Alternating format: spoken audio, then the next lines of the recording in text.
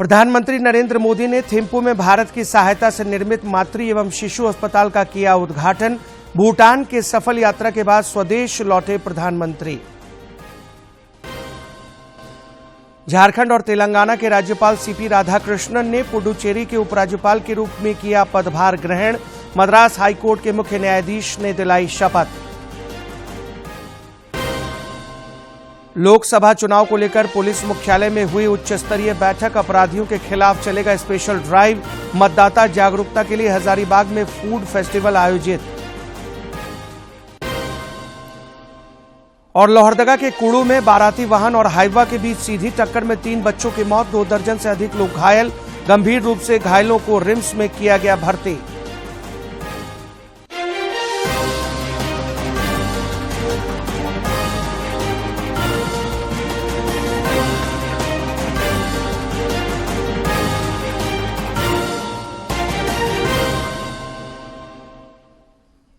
नमस्कार, आप देख रहे हैं खबरें झारखंड। इस वक्त की तमाम ताजा तरीन और अहम खबरों को लेकर हाजिर हूं मैं राहुल शर्मा।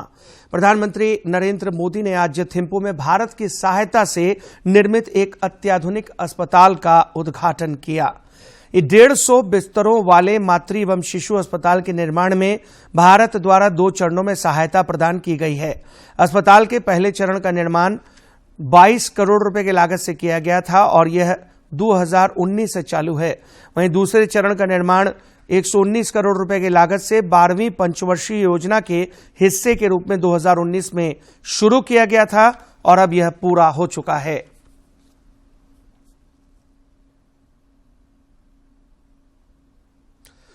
प्रधानमंत्री नरेंद्र मोदी भूटान के 2 दिवसीय सफल राजकीय यात्रा के बाद अब भारत के लिए रवाना हो गए हैं। प्रधानमंत्री के भूटान दौरे के क्रम में भारत और भूटान के बीच कई समझौतों पर हस्ताक्षर किए गए।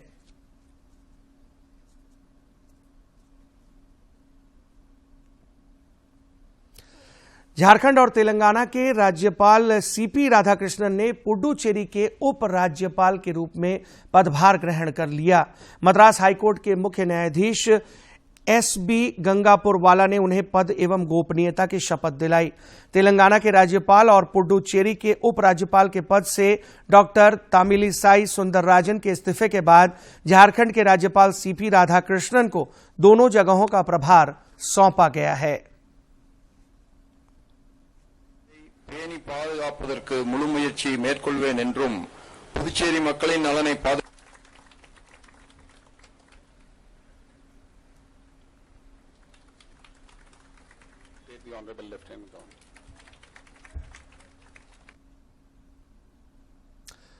राज्य में लोकसभा चुनाव के दौरान विधि व्यवस्था कैसे संचालित की जाए, इसको लेकर एक उच्च स्तरीय बैठक आज पुलिस विभाग में हुई। राज्य में लोकसभा चुनाव के दौरान विधि व्यवस्था को बनाए रखने को लेकर यह बैठक आयोजित की गई थी। अपराध नियंत्रण को लेकर पुलिस मुख्यालय में उच्च स्तरीय बैठक में आईजी अभियान सह राज्य पुलिस नोडल पदाधिकारी एबी होमकर की अध्यक्षता में अपराधियों उग्रवादियों के खिलाफ कार्रवाई, लंबित वारंट और कुर्की जब्ती के मामलों का निष्पादन और विधि व्यवस्था से जुड़े मामलों की समीक्षा की गई।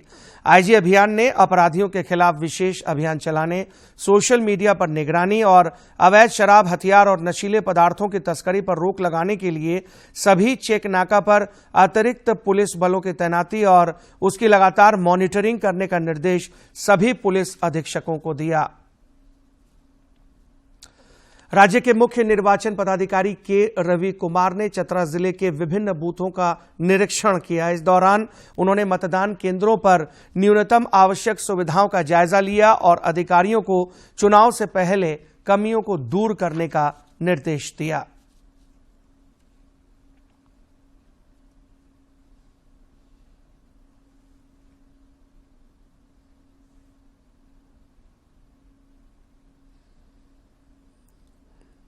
आगामी लोकसभा चुनाव के लिए हम लोग सभी बूथों पर अशुद्ध मिनिमम फैसिलिटी करके कमीशन रखा था। उसका संबंध में क्या व्यवस्था है उसका संबंध में समीक्षा करवा रहा है। यहाँ पर वो दोनों बीएलओ है, बढ़िया से काम कर रहा है। बाकी बूथ का देखेंगे, फिर भी यहाँ पर कुछ शौचालय उसी सब की व्यवस्था सुधार करने की आवश्यकता है। तो उम्मीद करता हूँ 27 तारीख तक सब कुछ ठीक है। इधर हजारीबाग में मतदाताओं को पूरी तरह से चुनाव के प्रति जागरूक करने के उद्देश्य से इलेक्शन फूड फेस्टिवल का आयोजन किया गया। कार्यक्रम में राज्य के मुख्य निर्वाचन पदाधिकारी के रवि कुमार, बीएसएफ के आईजी और जिला निर्वाचन पदाधिकारी सह उपायुक्त समेत अन्य कई लोग मौजूद थे।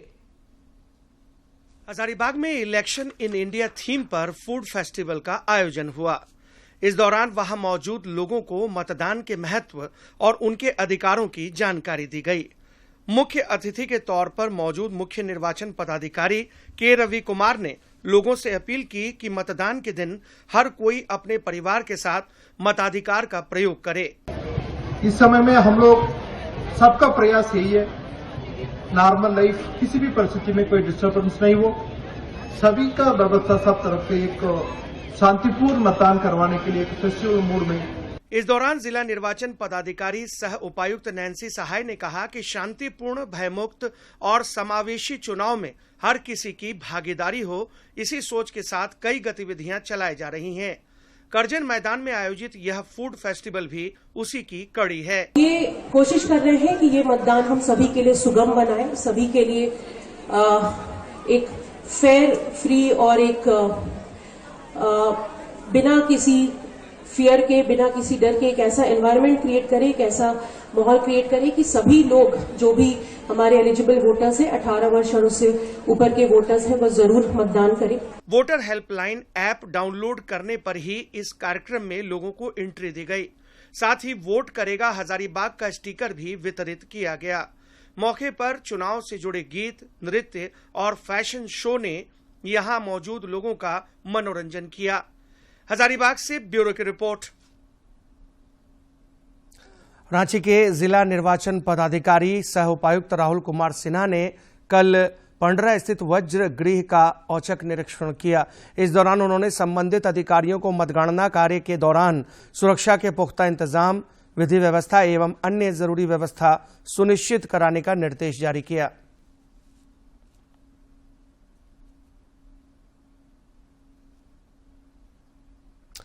लोकसभा चुनाव के मद्देनजर पलामू प्रक्षेत्र के आईजी नरेंद्र कुमार सिंह ने तैयारियों से जुड़ी समीक्षा की। गढ़वा के पुलिस केंद्र सभागार में आयोजित इस समीक्षा बैठक में उपायुक्त शेखर जमुआर, पुलिस अधीक्षक दीपक कुमार पांडे, सीआरपीएफ के कमांडेंट नृपेंद्र कुमार सहित सभी अनुमंडल पुलिस पदाधिकारी और पुलिस निरीक्षक मौजूद थे।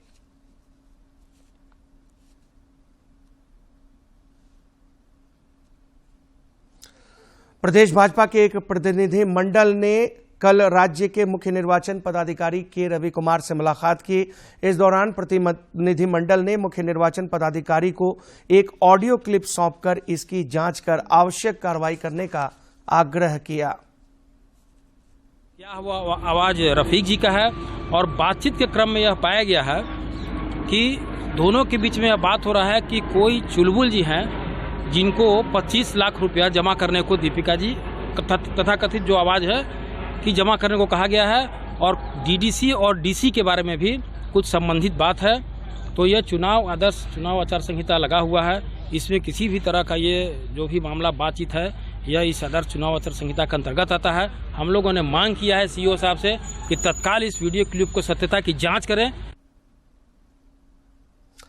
और लोकसभा चुनाव की घोषणा होते ही झारखंड के सभी 14 संसदीय क्षेत्रों में प्रशासनिक तैयारियां तेज हो गई हैं। बात राज्य के जमशेदपुर लोकसभा सीट की करें तो यहां 25 मई को मतदान होना है। राज्य की 14 संसदीय सीटों में जमशेदपुर सीट भाजपा के साथ साथ राज्य में सत्तारूढ़ गठबंधन के लिए भी प्रतिष्ठा से जुड़ी हुई है। जिला निर्वाचन पदाधिकारी अनन्य मित्तल ने बताया कि इस सीट के लिए अधिसूचना 29 अप्रैल को जारी होगी, जबकि नामांकन भरने की आखिरी तारीख 6 मई है। 7 मई को स्क्रूटनी होगी, 9 मई तक प्रत्याशी नाम वापस ले सकेंगे और मतदान का दिन 25 मई तय है। गाइडलाइन हमें सीईओ झारखंड सर के द्वारा उपलब्ध कराए जाएंगे, इलेक्शन कमीशन के द्वारा उपलब्ध कराए जाएंगे, उसके हिसाब से जो उसका सभी जो रोल अपडेशन है वो किया जा चुका है। उसमें हमारे पास अब फॉर्म 7 और फॉर्म 8 की प्रक्रिया को बंद करते हुए फॉर्म 6 की प्रक्रिया अभी भी जारी रहेगी, तो कोई भी नए वोटर हैं वो अभी भी एनरोल किए जा सकते हैं। जमशेदपुर संसदीय सीट के तहत 6 विधानसभा क्षेत्र आते हैं, जहां इस बार 18,41,646 मतदाता अपने मताधिकार का प्रयोग कर सकेंगे। इसके लिए 1,887 मतदान केंद्र बनाए गए हैं। इनमें पुरुष मतदाताओं की संख्या 9,24,246 है, जबकि महिलाओं की संख्या 9,17,272 है। 128 थर्ड जेंडर मतदाता भी सूचीबद्ध है। कुल मतदान केंद्रों की संख्या 1,134 है। यहाँ पर वेरियस निर्वाचन के लिए कोषांग जो है वो एक्टिव किए जा चुके हैं। उन सभी में वरीय पदाधिकारी, प्रभारी पदाधिकारी एक्टिव रहेंगे। सभी के लिए सहायक प्रभारी भी हैं जो कि उस सभी कोषांगों में अपना कार्य देखेंगे। जिले में निर्वाचन प्रक्रिया को सुगमता पूर्वक संपन्न कराने के लिए 15 कोषांगों का गठन किया गया है। प्रशासन के साथ पुलिस भी अपनी तैयारियों में जुटा है। वरीय पुलिस अधीक्षक किशोर कौशल ने कहा कि आचार संहिता के लागू होते ही सभी उड़नदस्ता टीम एवं स्टैटिक सर्विलांस टीम को सक्रिय कर दिया गया है।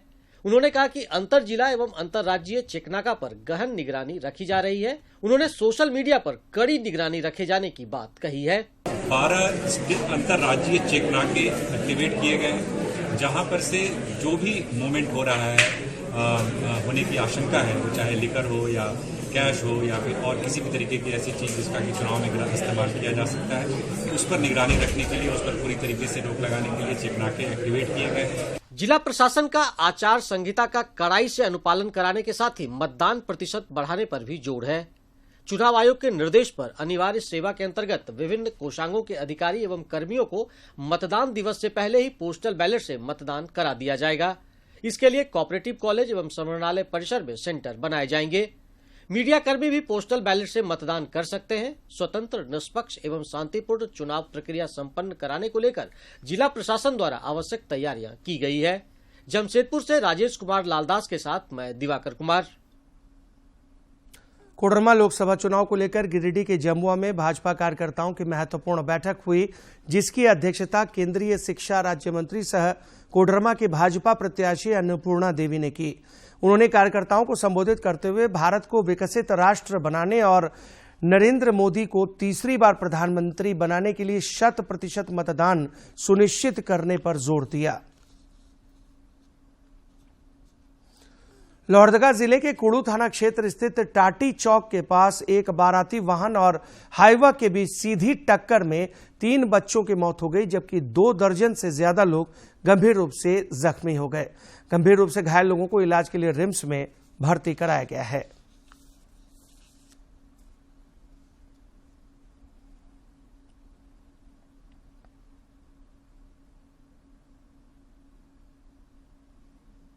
रांची के खादगढ़ा बस स्टैंड के पास सोने जैसा नकली कंगन गिराकर सीधे साधे लोगों को ठगी करने वाले 3 आरोपियों को पुलिस ने गिरफ्तार कर लिया है। रांची के वरीय पुलिस अधीक्षक चंदन कुमार सिन्हा ने बताया कि तीनों आरोपी हजारीबाग जिले के कटकम सांडी थाना क्षेत्र के रहने वाले हैं। इनके पास से पुलिस ने ठगी के 1.5 लाख रुपए, 2 बाइक और 3 मोबाइल समेत कई सामान बरामद किया है।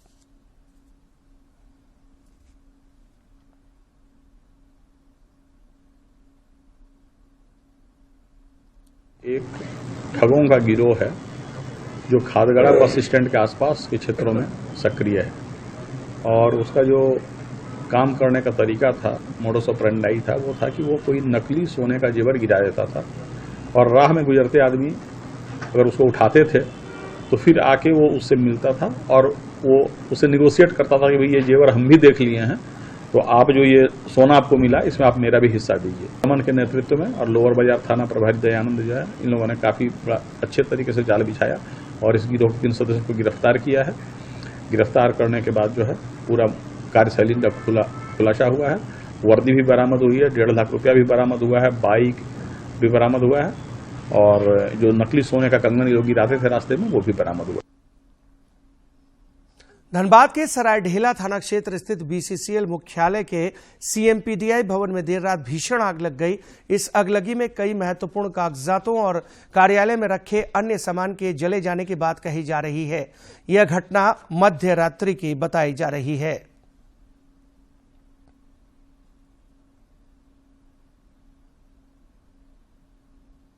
कि गार्ड आने में देरी हो जाएगी, तो हम लोगों ने दरवाजा तोड़ा और तोड़ करके सीआईएसएफ और फायर ब्रिगेड के साथ अंदर में घुसे। 1 तल्ले में पहुंचे, फिर 2 तल्ले में पहुंचे, फिर 3 तल्ले में पहुंचे। आग को सर्च किया कहां से आग लगी है, तो 3 तल्ले में जहां से आग जनरेट हुई थी वहीं फिर फायर ब्रिगेड की टीम ने कार्रवाई चालू की। प्रधानमंत्री नरेंद्र मोदी ने स्वतंत्रता सेनानी राम मनोहर लोहिया की जयंती पर उन्हें नमन किया है। सोशल मीडिया प्लेटफॉर्म एक्स पर उन्होंने अपने संदेश में कहा है कि डॉक्टर राम मनोहर लोहिया जी को उनकी जन्म जयंती पर आदरपूर्ण श्रद्धांजलि। आज शहीद दिवस है। प्रधानमंत्री नरेंद्र मोदी ने शहीद दिवस पर भगत सिंह, सुखदेव और राजगुरु को नमन किया है। राष्ट्र आज मां भारती के सच्चे सपूत वीर भगत सिंह, सुखदेव और राजगुरु की शहादत को श्रद्धापूर्वक स्मरण कर रहा है। शहीद दिवस पर देश भर के अपने परिवारजनों की ओर से उन्हें नमन और वंदन। जय हिंद। यही कालखंड 12 साल के बच्चे के मन पर इस घटना का गहरा प्रभाव है। किशोर अवस्था में खेत खलिहान में हंसते कूदते उस बालक को जलियांवाला बाग के नृशंस हत्याकांड ने जीवन की एक नई प्रेरणा दी। 23 मार्च को भगत सिंह जी को उनके साथी सुखदेव और राजगुरु अंग्रेजों ने फांसी में लटका दिया। भगत सिंह, सुखदेव, राजगुरु के चेहरे पर मृत्यु का भय नहीं, जीवन के सारे सपने मां भारती की आजादी के लिए समाहित कर दिए।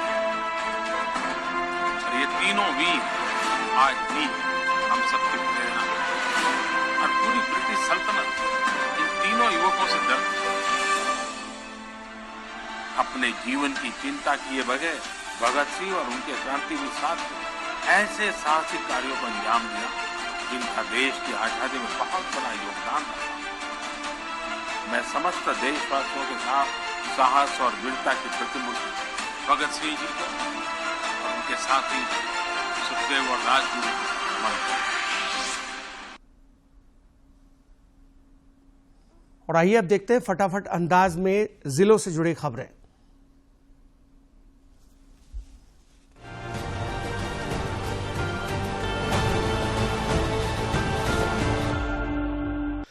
रांची के जिला निर्वाचन पदाधिकारी सह उपायुक्त राहुल कुमार सिन्हा ने मोराबादी स्थित फुटबॉल मैदान में मतदान सामग्री और ईवीएम मशीन वितरण केंद्र का निरीक्षण किया।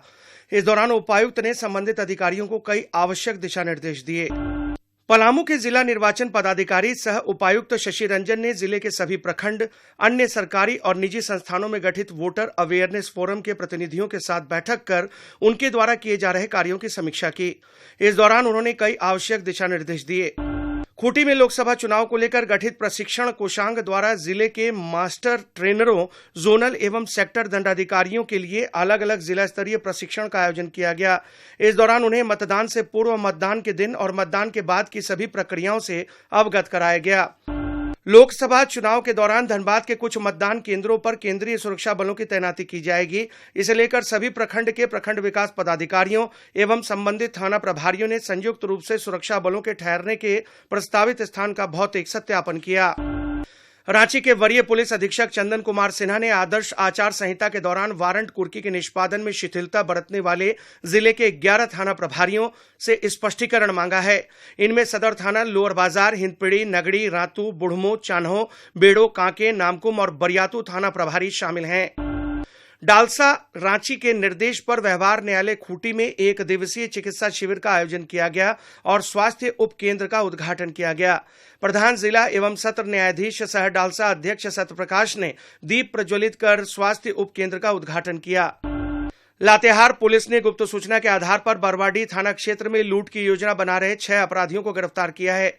गिरफ्तार अपराधियों के पास से पुलिस ने 4 देसी बंदूक समेत अन्य आपत्तिजनक सामान भी बरामद किया है।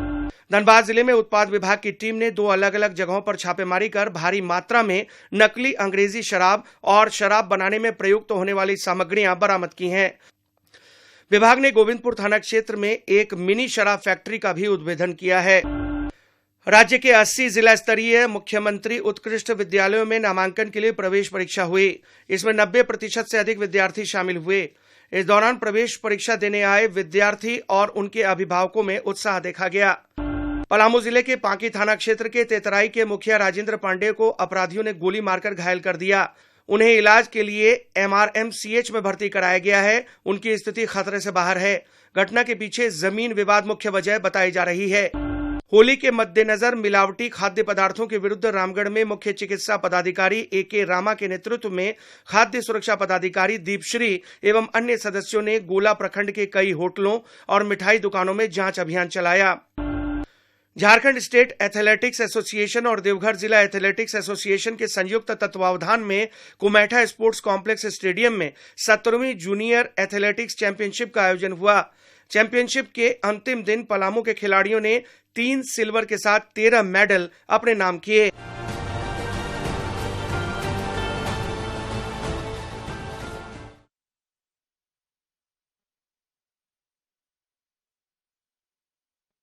का पता लगाने के लिए खाद्य सुरक्षा विभाग की पहल लगातार जारी है। खाद्य सुरक्षा विभाग की टीम ने कोडरमा जिले के झुमरी तलैया स्थित कई होटलों और मिठाई दुकानों का औचक निरीक्षण किया। इस दौरान कई दुकानों से सैंपल भी एकत्र किए गए। टीम ने तिलैया बस्ती में अवैध रूप से चल रही नमकीन फैक्ट्री को सील कर दिया।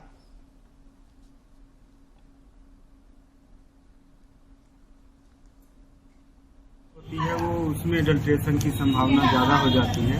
उसी के आदेश में स्टेट से भी हम लोग को सचिव के द्वारा भी आया हुआ है और जिला से भी हम लोग को दिया हुआ है आदेश।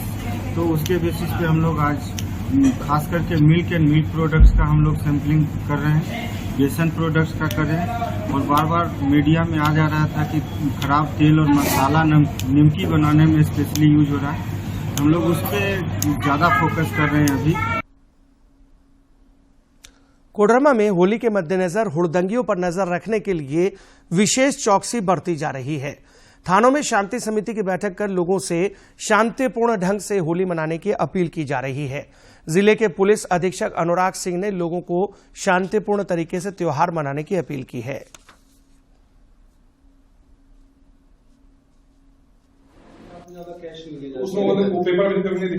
सर्वप्रथम तो मैं होली की सबको बधाई देता हूँ, शुभकामनाएं देता हूँ। पुलिस जो है होली का पर्व को शांतिपूर्ण तरीके से मनवाने के लिए और मनाने के लिए पूरी तरह कटिबद्ध है। हम लोग जो है शांति समिति की मीटिंग जो है सभी थानों में आयोजित करेंगे। इसके अतिरिक्त जो प्रिकॉशनरी मेजर्स है, प्रिवेंटिव एक्शंस है सीआरपीसी के तहत वो लिए जाएंगे, बाउंड डाउन किए जाएंगे और असामाजिक तत्वों पर निगरानी रखी जाएगी। यदि कोई भी कानून को अपने हाथ में लेता है तो उसके विरुद्ध कठोर कार्रवाई की जाएगी। उधर गढ़वा में भी उपायुक्त शेखर जमुआर की अध्यक्षता में शांति समिति की बैठक हुई। बैठक में पुलिस अधीक्षक दीपक कुमार पांडेय सहित जिले के सभी अनुमंडल पदाधिकारी, अनुमंडल पुलिस पदाधिकारी और पुलिस अधिकारी समेत गणमान्य लोग शामिल हुए। इस दौरान शांतिपूर्ण माहौल में होली मनाने की अपील की गई। साथ ही हुड़दंगियों पर कठोर कार्रवाई करने का निर्देश जारी किया गया।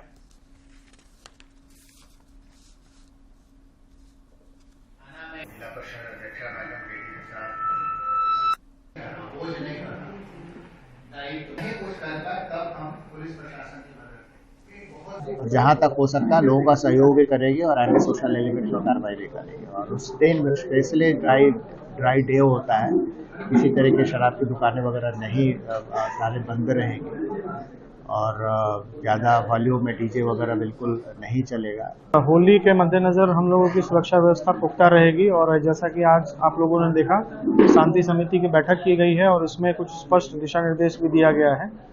और जहां तक सोशल मीडिया की बात है, हम लोग लगातार उस पर पैनी नजर रखे हुए हैं। और अब मौसम। बंगाल की खाड़ी में बने निम्न दबाव का क्षेत्र कमजोर पड़ गया है। इससे अगले दिनों में 6 डिग्री सेल्सियस तक तापमान में बढ़ोतरी हो सकती है। होली के दिन आसमान में बादल छाए रह सकते हैं। रांची स्थित मौसम विज्ञान केंद्र के अनुसार कल रांची का अधिकतम तापमान 23.6 डिग्री सेल्सियस और न्यूनतम तापमान 13.6 डिग्री सेल्सियस रहा। वहीं जमशेदपुर का अधिकतम तापमान 24.1 डिग्री सेल्सियस और न्यूनतम तापमान 14.6 डिग्री सेल्सियस रिकॉर्ड किया गया। खूंटी जिले के कोड़ाकेला पंचायत के घघारी और कोलमदा गांव में मध्य बहने वाली नदी पर झालसा और ग्राम सभा के सामूहिक प्रयास से विश्व जल दिवस के अवसर पर बोरी बांध का निर्माण कराया गया। इस दौरान डालसा की सचिव राजश्री अपर्णा कुजूर ने नदी और जल के बचाव की दिशा में ग्रामीणों द्वारा किए जा रहे प्रयासों की सराहना की।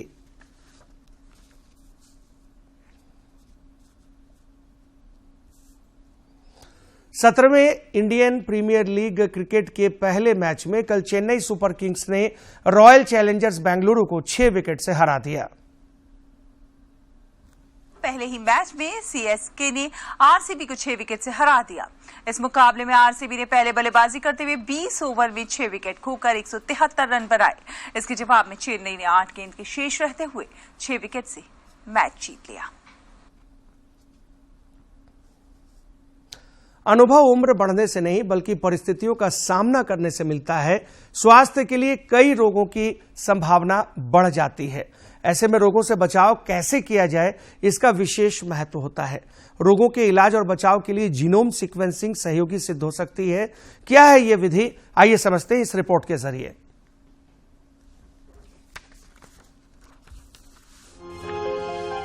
जीनोम सीक्वेंसिंग यानी किसी सजीव या कोशिका में स्थित पूर्ण जीन समुच्चय की विस्तृत जानकारी। संपूर्ण जीनोम अनुक्रमण एक प्रयोगशाला की प्रक्रिया है जिसमें किसी जीव के जीनोम के आधारों का क्रम निर्धारित किया जाता है। डीएनए मानव सहित सभी जीवों में पाए जाने वाले आनुवंशिक तत्व हैं।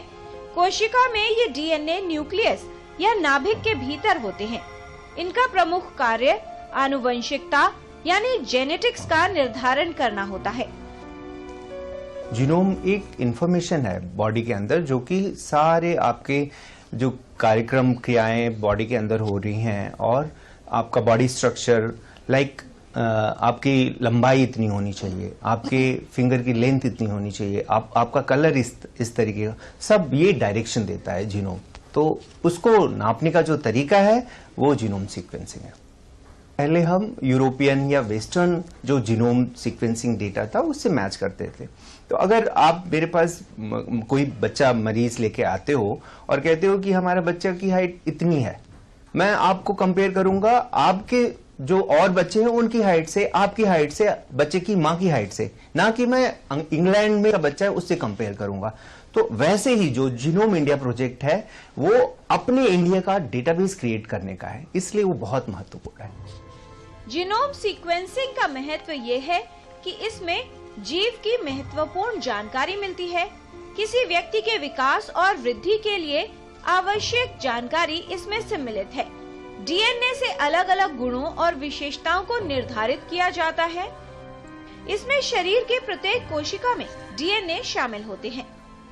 मानव कोशिकाओं के भीतर आनुवंशिक पदार्थ होता है जिसे डीएनए आरएनए कहते हैं।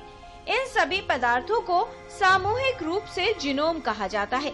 यही स्ट्रेन को वैज्ञानिक भाषा में जेनेटिक वेरिएंट भी कहते हैं। सरल भाषा में इसे अलग अलग वेरिएंट भी कह सकते हैं। इनकी क्षमता अलग होती है, इनका आकार और स्वभाव में भी परिवर्तन होता है। यदि किसी जीव में आधारों का क्रम जानना है तो उसके अद्वितीय डीएनए फिंगरप्रिंट या पैटर्न की पहचान करनी अनिवार्य होती है।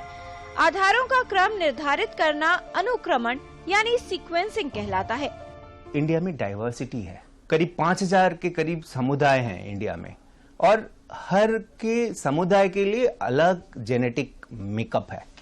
उसके कारण हमारे पास बीमारियां भी अलग अलग हैं।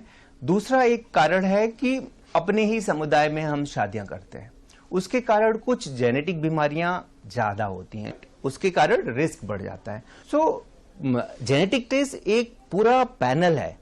जीनोम सीक्वेंस और इसी के साथ इस बुलेटिन में फिलहाल इतना ही, दीजिए इजाजत। लेकिन चलते चलते एक नजर अब तक की सुर्खियों पर। प्रधानमंत्री नरेंद्र मोदी ने थिम्पू में भारत की सहायता से निर्मित मातृ एवं शिशु अस्पताल का किया उद्घाटन। भूटान के सफल यात्रा के बाद स्वदेश लौटे प्रधानमंत्री। झारखंड और तेलंगाना के राज्यपाल सीपी राधाकृष्णन ने पुडुचेरी के उपराज्यपाल के रूप में किया पदभार ग्रहण। मद्रास हाईकोर्ट के मुख्य न्यायाधीश ने दिलाई शपथ। लोकसभा चुनाव को लेकर पुलिस मुख्यालय में हुई उच्च स्तरीय बैठक। अपराधियों के खिलाफ चलेगा स्पेशल ड्राइव। मतदाता जागरूकता के लिए हजारीबाग में फूड फेस्टिवल आयोजित। और लोहरदगा के कुड़ू में बाराती वाहन और हाईवा के बीच सीधी टक्कर में 3 बच्चों की मौत, 2 दर्जन से ज्यादा लोग घायल। गंभीर रूप से घायल लोगों को रिम्स में किया गया भर्ती।